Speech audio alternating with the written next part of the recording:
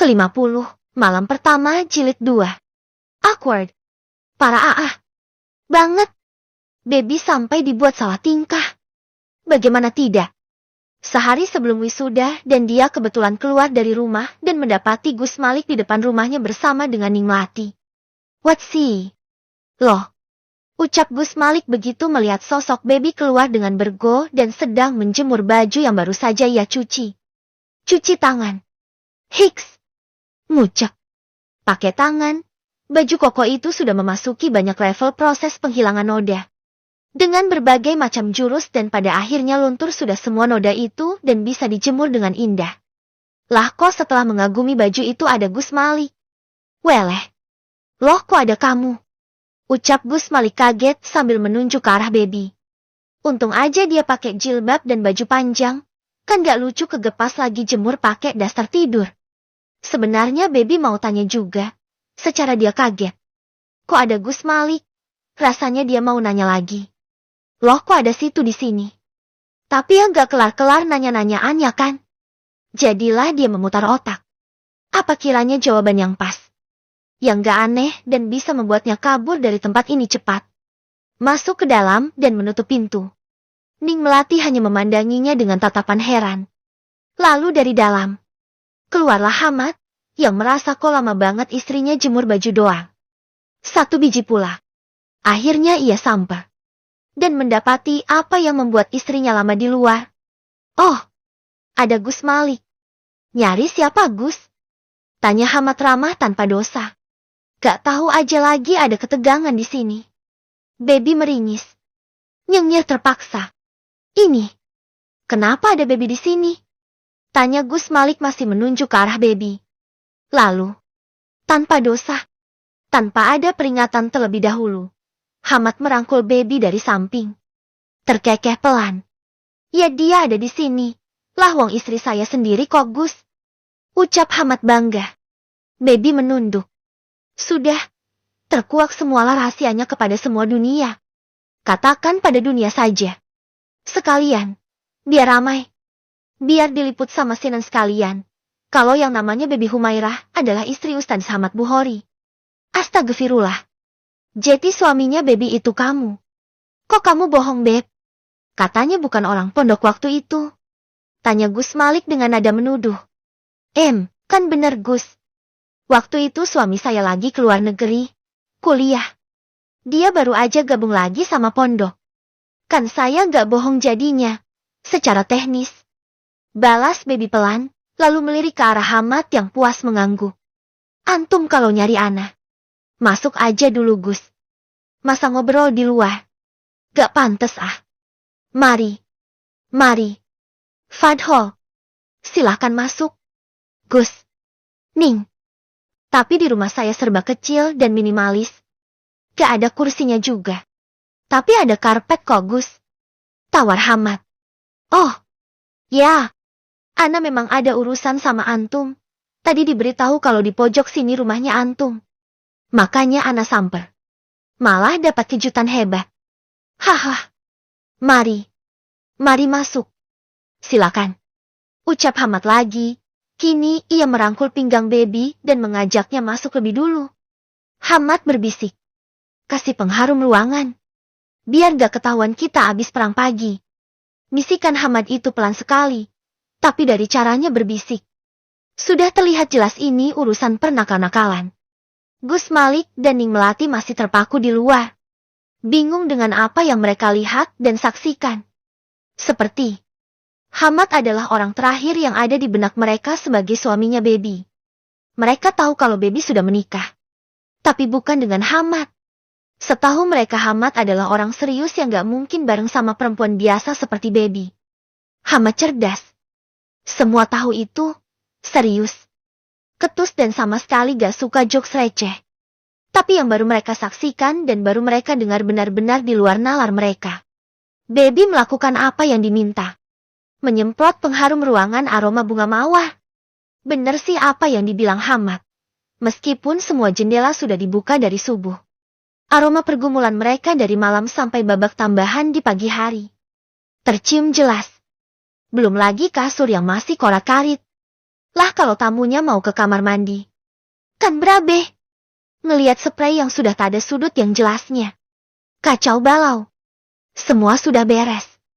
Dan Baby berdiri di dekat perbatasan kamar dan ruang tamu. Ia bingung. Ia harus bagaimana? Di sini aja. Ke apa? Gus. Ning. Mari. Silakan. Ucap Hamad meminta tamunya masuk. Gus Malik masuk dengan Ning Melati. Walau keduanya celingukan. Melihat ruang tamu yang super mini ini. Yang hanya beralaskan karpet dan cuma cukup untuk beberapa orang saja. Ya namanya juga petakan. Alafu. Ruangannya kecil. Beb. Kasih minuman apa ya tamu kita? Ucap Hamad dengan nada ramah. Lah dia malah nanya. Mau dikasih apaan? Lah wong aku kalau mau minum teh anget aja mesti beli dulu di depan. Dimasukin ke termos. Ah ya. Termos. Teh yang pagi tadi masih ada. Ada teh. Ucap Baby pelan, lalu lebih pelan lagi ia menambahkan. Mas. Gak apa ya Gus? Ning, adanya teh. Di sini gak ada kompor soalnya. Jawaban Hamad itu ia ucapkan sambil berkelakar. Baby masuk dan menyiapkan 2 gelas, dan 1 nampan. Meletakkan 2 gelas teh. Gelas ya. Bukan cangkir. Karena mereka gak punya cangkir. Ini gelas biasa aja. Bukan gelas untuk tamu yang biasanya lucu-lucu dan bagus-bagus. Lalu ia ingat punya rom kelapa. Ya ia letakkan dan susun di piring biar sedikit lebih estetik. Ya maklumlah. Ala kadarnya. Ini mah udah golongan mewah untuk Baby. Minum teh anget dicelupin pakai rom kelapa. Endul. Manisnya pas dan lumer di mulut. Ya gak tahu lagi kalau levelnya Gus sama Ning Melati. Mungkin ini mah level rakyat jelata. Baby meletakkan nampan itu di depan dan duduk di pinggir. Sampai suaminya menepuk sisi kosong di samping Hamad. Sini Beb, biar Ning Melati gak canggung. Ucap Hamad masih menepuk sisi di sampingnya. Jadilah Baby duduk canggung di sana. Ada kehormatan apa? Sampai saya dikunjungin jenengan berdua. Tanya Hamad dengan sopan. Sebenarnya ada hajat besar. Tapi sepertinya akan batal dengan sendirinya. Saya nggak tahu kalau kamu sudah ada istri Mat. Lah nggak ada undangan sama sekali. Jadi saya nggak tahu. Ucap Gus Malik cepat. Melirik ke arah Baby dan Hamad bergantian. Oh, ya. Saya sama Baby sudah nikah sejak 3 tahun lalu. Tapi ya karena Baby masih sekolah. Jadinya dirahasiakan terlebih dahulu. Plus kami juga belum resmi di KUA. Jadi ya. Kami menunggu sampai saatnya tepat aja. Jelas Hamad dengan tenang. Wah, gitu ya. Cara mainnya. Kamu nyolong start Mat. Nikahin anak di bawah umur. Ketus Gus Malik, walau nadanya seperti guyon. Tapi tatapannya sangat galak. Hahaha. Ya namanya rejeki Gus. Ditawari Kiai Rosak. Masa saya mau nolak? Dapat rejeki istri cantik, masih muda dan berbakat pula. Masa saya nolak? Ya gak Beb? Kini Hamad menepuk paha Baby pelan dan tersenyum kepadanya. Gitu ya? Gus Malik diam, lalu tatap-tatapan kepada Ning Melati. Jeti. Karena apa ya? Kalau saya boleh tahu. Saya mau nawarin sepupu saya. Wardah ke kamu. Untuk ta'aruf. Tapi kamunya sudah menikah. Ya batal aja. Balas Gus Malik terus terang. Oh. Ya. Ya. Ya. Kenapa gak ke Gus Hanan aja Gus? Mungkin beliau tertarik. Usul Hamad gak ada dosa. Baby rasanya ingin mencubit paha Hamad karena bicara sekate-kate.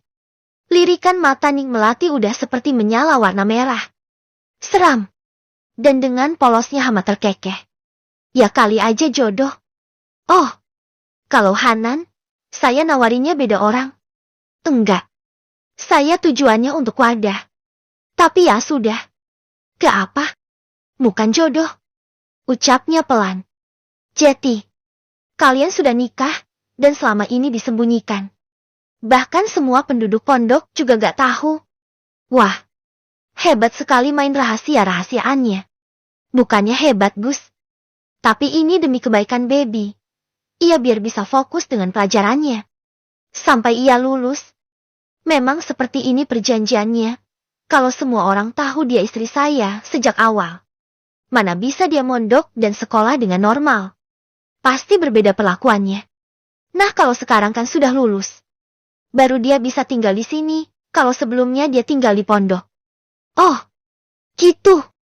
Saya tadi ke rumah Pak Kiai. Tapi kenapa tutupannya? Saya malah nemuin Pak Kiai Rozak ada di luar. Memang ibunya Hanan gak ada di rumah ya, Mak? Saya dikasih tahu tempat kamu sama Pak Kiai Rozak. Untung ketemu. Baru sekarang saya dapetin rumah itu tutupan. Biasanya selalu terbuka. Ya mesti aja tutupan. Di sana sekarang ada Dijah. Jadi kalau di rumah gak ada Bunyai. Semua pria gak ada yang berani masuk. Menunggu Bunyai masuk dulu. Demi terjaga keamanan dunia tanpa gosip dan fitnah. Status Dijah yang masih gantung. Dan di dalam rumah itu ada perjaka yang belum nikah. Ya mesti dijagakan. Oh, Bunyai lagi ngajar palingan atau belanja? Jawab Hamad. Mari. Diminum. Dinikmati. Ala kadarnya. Anggap aja anak kosan deh Gus. Tawa Hamad. Dua tamu mereka meminum teh yang untungnya masih hangat itu. Perlahan. Lalu menikmati hidangan sederhana mereka. Kalau begitu, kami pamit. Makasih banyak atas hidangannya. Ucap Gus Malik lalu pamit. Ning Melati sama sekali tak bersuara dan hanya mengangguk ke arah Baby pelan. Saat keduanya sudah keluar, Baby menepuk dada Hamad pelan. Mas, ya ampun. Kenapa sih pakai begini segala? Huhu. Lah kenapa? Mau minta teh lagi? Apa mau minta beliin biskuit tadi lagi? Tanya Hamad senyum. Ish. Bukan itu. Kamu mah Mas. Lengek Baby lagi manja. Hamad memeluknya. Biar semua orang tahu. Sedunia ini tahu. Kalau kamu adalah istrinya aku. Khususnya si Malik tuh. Biar dia gak PDKT terus sama kamu. Enggak kok. Dia udah gak PDKT. Balas Baby. Ya takut dia hilaf dan naksir kamu lagi. Hari yang ditunggu. Apalagi kalau bukan wisuda. Untuk Baby ya. Karena dia yang akan diwisuda hari ini. Jangan dikira wisuda hari ini akan penuh dengan dandanan. Mana ada anak pondok dandan. Pakai bedak juga bedak bayi. Itu juga tipis-tipis. Kemedokan bisa jadi cosplay tuyul yang ada. Itu juga yang dilakukan Baby. Ia mandi pagi dan pergi ke pondok dengan seragam putih abu-abunya. Wisudawati dan wisudawan terpisah tempatnya. Di pondok masing-masing, tapi prosesinya beda jam. Jadi pagi hari ini adalah jatah pondok perempuan, baru nanti sorenya lelaki. Baby sudah sarapan dan sudah siap berangkat dengan sepatunya. Gak bawa apa-apa karena semua sudah siap di tempat. Ia akan pakai selempangan saja nanti. Itu saja. Gak pakai toga-togaan apalagi kebaya. Jauh. Ia berbaris sesuai dengan kelasnya, untung matahari tak terik. Acara berlangsung tanpa bertele-tele. Wisuda ini sifatnya hanya untuk keluarga santriwati saja. Jadi tak terlalu banyak juga. Hanya ada sekitar 50 orang santriwati kelas 3 Ma yang diwisuda. Plus orang tuanya. Ya kurang lebih 150 orangan lah. Karena yang tak berkepentingan tak boleh masuk. Maklum ini di ruangan tertutup. Takut tengap dan kekurangan kursi juga kayaknya. Semua lancar. Dan semua yang berprestasi dipanggil maju dan dapat piala. Baby? Ya tentu tidak dong. Masa Baby pernah jadi juara kelas? Impossible. Saat acara sudah mendekati penutup, baru terjadi keanehan. Seharusnya hanya ada Pak Kiai dan Bunyai saja di prosesi ini, selain para ustadzah maksudnya. Lah kok tiba-tiba aja datang Ustadz Hamad? Langsung deh. Semua mata tertuju pada Baby. Hadeh. Gak berhenti-berhenti drama dalam hidupku perasaan. Keluhnya sambil menunduk. Dia jadi bahan omongan lagi deh. Untungnya tak terjadi apapun. Hamad hanya hadir dan duduk di samping Pak Kiai. Begitu duduk ia membisikkan sesuatu, lalu Pak Kiai mengangguk. Dan dia pergi lagi. Haf. Syukurlah. Acara penutup dibacakan. Doa penutup. Lalu selesai. Yeay. Sudah resmi ia lulus SMA. Alhamdulillah. Selanjutnya untuk sesi foto keluarga bisa dilangsungkan di Musyola Banat. Di sana sudah tersedia beberapa backdrop yang bisa digunakan dan sudah ada 5 fotografer untuk memfoto. Diharap tidak keluar dari area pondok sebelum semua kelas 3 selesai foto. Adapun untuk proses boyong, bisa dilakukan ba'da zuhur nanti. Jeti silahkan dipersiapkan terlebih dahulu. Ucap si pembawa acara dengan mikrofon. Baby menghampiri ayahnya dan cium tangan. Ia juga memeluk erat ayahnya itu. Ayah yang membesarkannya sendiri. Ayah yang percaya bahwa dirinya bisa berubah dan tak nakal. Kan udah sembuh si Baby dari predikat biang onar. Selamat ya nak. Kamu berhasil juga, ayah bangga. Gumam sang ayah. Makasih ya. Baby memeluk erat ayahnya dan berjalan berdampingan menuju musyola Banak. Ya benar sih ada beberapa fotografer dan siap dengan semua perlengkapannya. Ada toga-togaan yang bisa dipakai untuk foto, lalu gulungan seperti wisudawan lainnya. Baby mengantri. Ada 2 orang di depannya. Enak juga sih. Ada 5 fotografer. Ngantrinya gak banyak-banyak bener. Setelah sabar. Kini giliran Baby. Ia dibanti memakai baju jubah wisuda. Dan membereskan dirinya di cermin. Ya biar gak kelihatan keling-keling banget gitu. Jeti ia bedakan. Sekali lagi. Bedak tabur bayi. Lalu ia merasa dirinya sudah sedikit pantas. Dan kembali berdiri di dekat ayahnya. Sang ayah merangkul Baby dari samping. Tersenyum ke arah kamera. Tiba-tiba entah dari mana datangnya. Muncul sosok lainnya yang main berdiri di samping Baby. Di sisi lainnya yang berbeda dengan ayahnya. Hamad.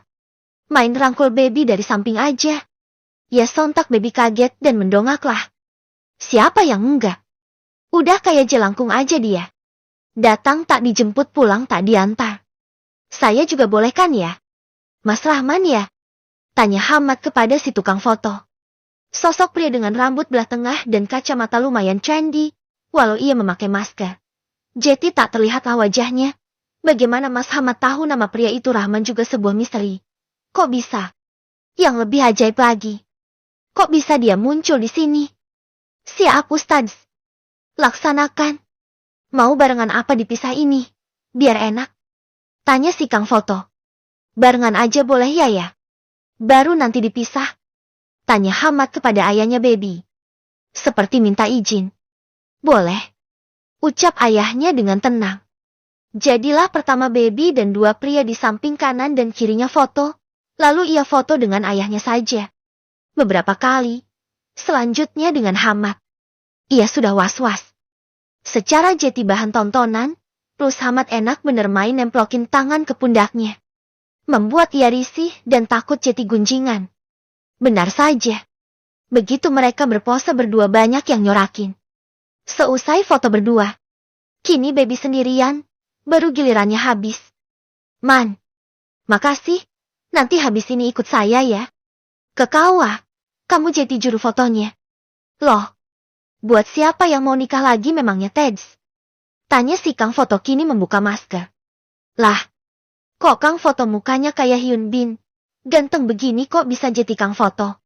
Ya buat aku sama Baby. Kan belum dapat buku kawah. Jeti biasanya suruh akad di sana lagi. Model orang nikah baru aja. Gitu. Lah kamu kapan man? Insya Allah doain Ustadz. Jawab si tukang foto tersenyum lebar. Siap. Nanti saya langsung on the way ke rumah Pak Kiai setelah sesi ini selesai. Sip. Makasih. Ucap Hamad lalu berjabat tangan dengan si tukang foto itu. Baby yang masih Jeti bahan tontonan menunduk saja. Malu. Walau ia bersama dengan ayahnya kini, tetap aja malu. Bayangin aja satu angkatan ngeliatin dia semua. Apa gak malu? Hamad benar-benar serius dengan ucapannya. Sepertinya dia juga sudah bicara panjang dengan ayah Baby. Sang ayah santai saja dan mengangguk setuju waktu Hamad minta waktu untuk ke KUA dan mengurus semuanya. Tapi semua dokumen sudah dilengkapi oleh Hamad. Jeti mereka hanya perlu datang dan akad lagi. Terus? Masa Baby begini doang ya? Pakai seragam SMA banget. Renyek Baby gelandotan di lengan ayahnya. Ya terus kamu maunya gimana Beb? Mau nyewa baju? Tanya ayahnya sabar. Mereka sudah ada di rumah Pak Kiai. Ayahnya Baby diminta beristirahat terlebih dahulu di rumah Pak Kiai. Dijah ikutan keluar dan menyediakan minuman. Disewain aja Ustadz, sama panggil Emwa. Usul Dijah dengan wajah penuh senyum. Ia ikut senang karena sahabatnya akhirnya lulus dan plus-plus nikahnya. Ya nggak gitu juga. Malu. Tapi nggak mau pakai baju SMA juga. Ini definisi tutup buku langsung nikah. Keluhnya masih gelandotan ke lengan ayahnya. Hamad menggeleng. Kelakuan si istri kadang-kadang. Gini. Aku beli baju. Gitu aja ya. Mau. Tawar Hamad dengan lembut. Iya Mat gitu aja, lebih ringkas. Gimana Beb? Baby mengangguk. Nanti saya aja yang dandanin Ustadz. Gimana? Tawar Dijah. Semua persiapan dilakukan. Hamad juga gercep nyariin baju yang lumayan pantas. Tak terlalu berlebihan, tapi juga gak kayak anak SMA baru lulus dan langsung nikah. Dijah juga lumayan ahli urusan make up. Ya bisalah Baby sedikit manglingi. Mereka berangkat bersama ke kantor kawah. Diputuskan yang akan pergi adalah Hanan, Hamad, Bunyai, Pak Kiai, Baby, Dijah, dan ayah Baby. Plus si tukang foto. Ini sudah pasti butuh 2 mobil. Karena tak semuanya muat di mobil Hanan. Kalau bertanya kenapa kok Jeti sebanyak itu yang ikut? Ya karena Pak Kiai dan istrinya menganggap Hamad adalah anaknya. Jeti mereka berperan sebagai keluarga Hamad. Tiba di kawah, dan Hamad menyalami semuanya. Dan semua dokumen Hamad dan Baby sudah siap. Man. Ayo Man. Siap-siap foto Man. Ucap Gus Hanan menepuk punggung si tukang foto bermasker hitam itu. Ya terjadilah akad kedua itu. Di depan petugas KUA dan mereka mendapatkan 2 buku sebagai legalitas pernikahan mereka. Wah. Kalau saya nikahin anaknya Pak Kiai. Apa perlu saya nasihati ini Pak Kiai? Goda si petugas KUA. Karena biasanya salah satu tugas KUA juga menasehati dan menjelaskan mengenai pernikahan itu sendiri. Ya gak apa-apa. Monggo kerso. Ucap Pak Kiai. Semua acara selesai dan ada juga sesi foto-foto di KUA. Untung si tukang foto agak kreatif. Dia bisa-bisanya nyari backdrop yang estetik. Baby beberapa kali diminta memegang bunga. Entah bunga dari mana.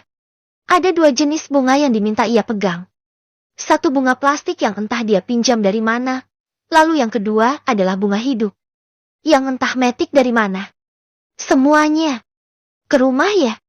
Kita makan-makan dulu. Syukuran. Nanti malam juga. Khusus jamaah lelaki akan saya buat selametan. Ini anak saya juga Pak. Anak kesayangan nomor 3. Ucap Pak Kiai menepuk pundak Hamad. Ayah Baby hanya mengangguk. Senang. Di rumah. Ternyata sudah tersedia makanan yang lumayan banyak. Dengan duduk di atas karpet mereka makan bersama.